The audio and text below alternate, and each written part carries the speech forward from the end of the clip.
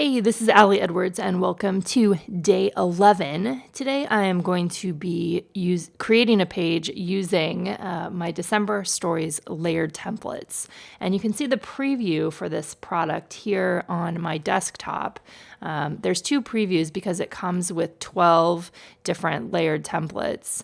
And I'm going to show you how to use the layered templates, and then we'll talk a little bit about how it's actually going to come together in the album itself. So when you look at this product, or when you purchase this product, you get it, and then it's a bunch of layered PSD files. That means that you can adjust the colors, you can move things around, you can add in your own text. I'm just kind of flipping through some of them. Now, for today, my story today, I'm going to use this one that says loving. And then I'm also going to use another one. If you've been following along with my videos over the last few days, you'll know that I used the word loving yesterday actually in a stamp form. And so I don't want to use that word art on this one specifically, but I think I am going to use this one that says let your heart be light. And so I'm going to open that layered template too, because I'll be able to move that over onto what I want to use. The other thing that I need then is my photo. So what you can see, let's talk about a little bit about this layered template. With layered templates in Photoshop, you do need to use Photoshop for these layered templates. Each element is on its own layer. That's the beauty of it. So if you click over here, you'll have a layers palette. And if you're using Photoshop Elements, your page or your setup may look just a little bit different, but the same thing. It does essentially many of the same things that you would need it to do. So we have the word art, we have the space for the photo, we have a space for your journaling down below, and I'm just kind of clicking them on and off so you can see them. The story title section, there's a line, and then there's a white background currently. And so you can delete these, you can turn them on and off, you can do any sorts of things like that. But the first thing that I want to do is I'm going to grab my photo, and I'm currently using Aperture for my photo management program. You may be using iPhoto or Photos or Lightroom or something else. I have a series of photos that I took. When I woke up, I was struck by a story. And the story I was struck by was, it was really dark in my house. In my house, the bedrooms are all on the second floor.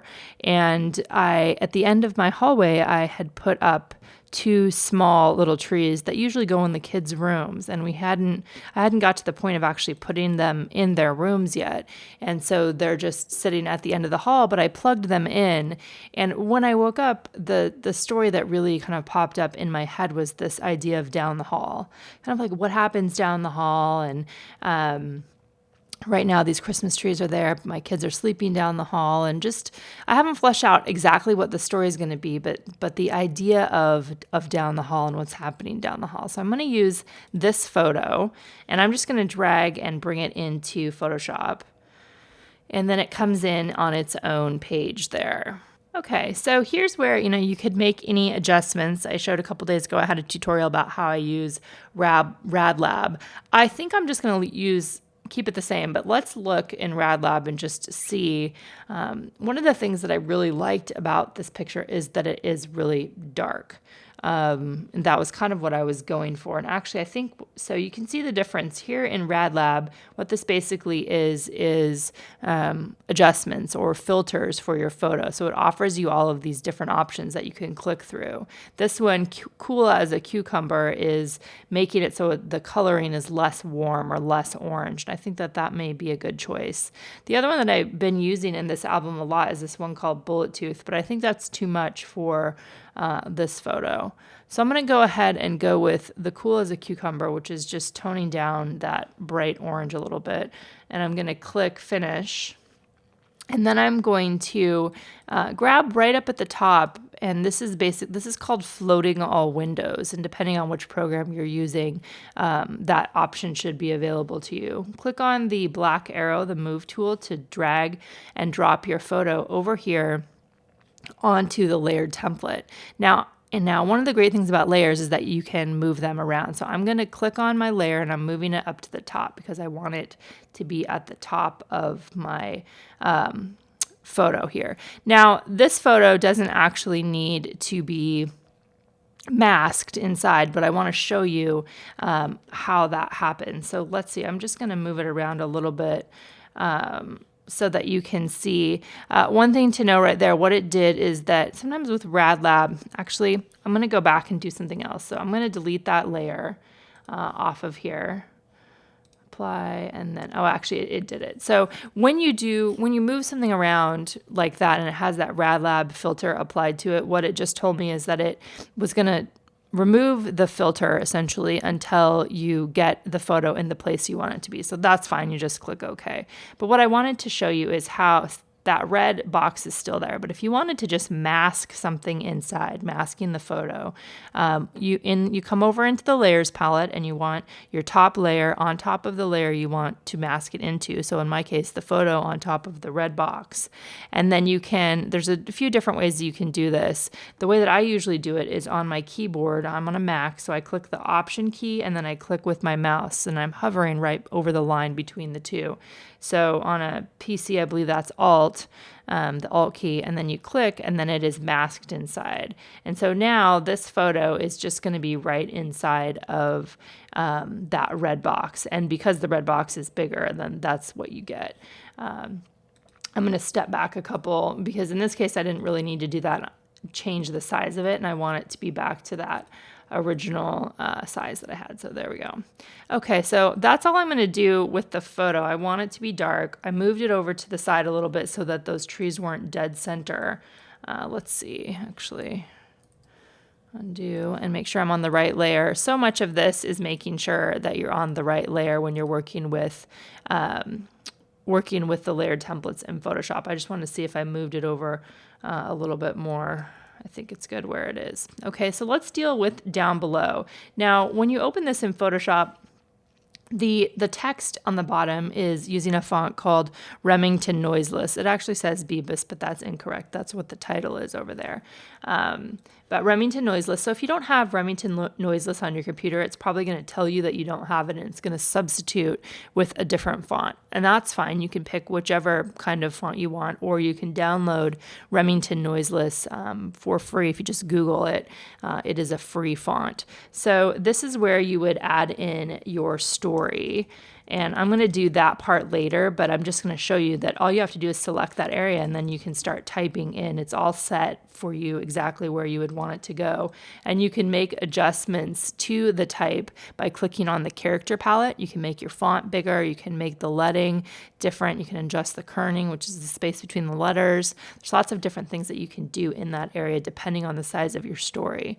I generally like small point size, so this is set at 8 point. It may work for my story, it may not. I'm not sure yet because I haven't written it out, but that would be where I would make those adjustments. Then over here is the story title. So I'm clicking back to the layers palette. The story title is in a font called Bebus, or Bebus New, which is also a free font that you can download on the internet. And you can just click here to adjust as well. So let me show you a couple things, because right now this box is set up really for 2 words. So I know that my title is going to be bigger. So when I clicked on that, see how these little boxes show up? You want to make sure that you have come up here where it says show transform controls. It may be something a little bit different in Elements, but you want to make sure you have that selected because that's going to give you these little boxes. And for this, I'm going to go ahead and I'm going to click on the middle box with my mouse and I'm going to drag it just so that it is longer, because my title is probably going to be longer and it's down the hall. Okay. So now I have my title and I want to make that line a little bit bigger. Let's go ahead and I'll zoom in down here. So see how I had that line originally set to the size of story here, whatever it had said previously, but I want to make that line a little bit bigger as well. So I click on the layers palette on the line layer and I'm simply just I think I can just drag it to make it a little bit bigger. And you can see you can adjust the width of it too. I mean, you could make it super wide. We obviously don't want to do that. So I'm just going to drag it. I want it to be exactly the same height is what I'm going to do. And then just click apply the transformation and then you can see that right there. So you could remove that completely if you didn't want it at all. You can move it down. Maybe you want to adjust. I think what I want to do, see how the difference between this width and this width is a little bit more. So I'm going to move that over just a touch. And clicking back, I'm going to use the this tool here to zoom out, the magnifying glass tool to zoom out. Okay, so another thing that I would show you here is you can adjust the color, of course, of the title. And one of the ways that you can do that, let's say you want it, a lot of times what I will do is I will pick a color from the photo. So let's try that. Come over here to the tools and grab the eyedropper tool. Then you can click, I'm gonna click on that red right there. Actually, that's gonna be too bright. So a little bit of a darker red maybe. Or you can do green. And what if you look over here, you can see this is where the colors are coming up when I switch to a red. So let's go ahead with that. I moved it so it's on the top layer.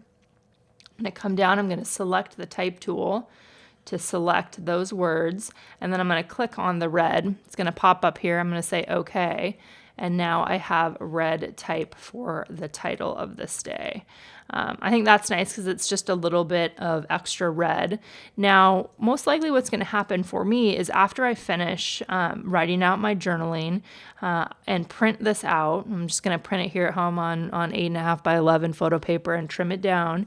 I will probably add some sort of dimensional embellishment onto the photo itself. And that's what we call hybrid scrapbooking, where you're taking digital pieces and you're incorporating in them with physical products, whether it's word art or it's journal cards or whatever it is. In this case, I'm creating my whole foundation page first, printing it out digitally, and then I'm going to add some embellishments on top of it.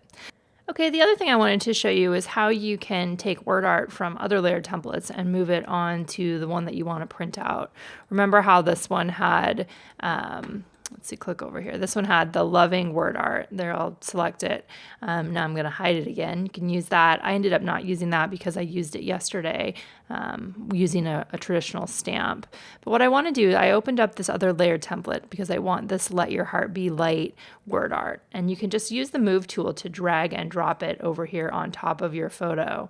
Then again, making sure you have the Show Transform tools selected, you can adjust the size of it. Maybe you want it to be really small, like that it would hide over in this area.